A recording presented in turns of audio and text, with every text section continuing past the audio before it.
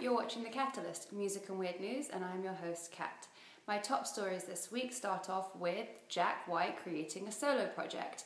First we had the White Stripes, then we had the Raconteurs, then we had Dead Weather, then the White Stripes retired.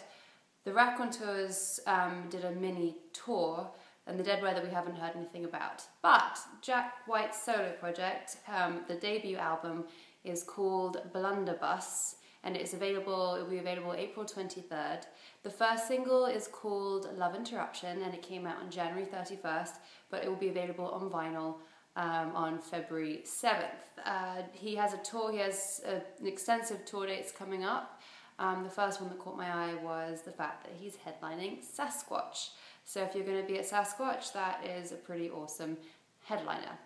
Next up, Crystal Castles. They are going to follow up their self-titled album from 2010 with a new album. It doesn't have a title yet, but they are going out to Warsaw to make this album, and it's scheduled to drop sometime this spring. That's the only information that they've given. Garbage. They are a band that I grew up with and love, and I haven't heard anything, they haven't had anything to hear about in 7 years. Now they've just announced that they have a new album and will be hitting the road touring it. The album is called Not Your Kind of People, and it comes out May 15th, and I hope that I get to see a show. I can't wait to hear the music because they are a childhood favourite of mine and they're great. My weird news story this week was a boy in China, a little boy, was born with piercing blue eyes, which is actually unusual in itself because by and large Chinese people have brown eyes. When the parents discovered that their son had these piercing, amazing blue eyes, they checked with the doctor that everything was okay, which it was. The doctor said his vision was fine.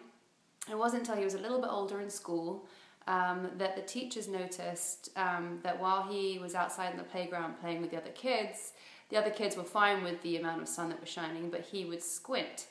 Then the teachers heard the other little kids talking about how he could see in the dark, and if you shine a light in his eye, it reflects that blue-green colour that you see on animals. So the teachers and the parents got together to test this out, and they put him in a dark room and they shone a light in his eyes, and yes, absolutely, the reflective colour shone back at them. And then they gave him a questionnaire to fill out, and in pitch black. When they turned the lights on to have a look at it, he answered every question perfectly. He even wrote on the line, and he said that yeah, he can see in the dark. No one understands how, why, but he is probably the only boy on the planet who was born with cat's eyes. Very, very cool. A new addition to my little report here is cool news. I'm not sure if I'll be able to do it every week because it depends what I find, but this week my cool news is the abandoned theatre that was found in the East Village.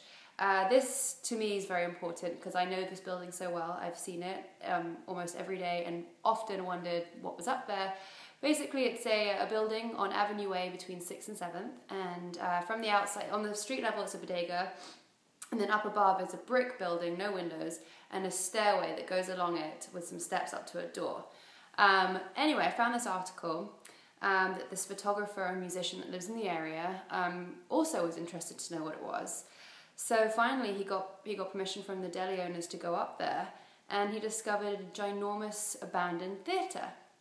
So apparently the theatre was called the Old Hollywood Theatre, and it opened its doors in 1926 and closed them in 1959.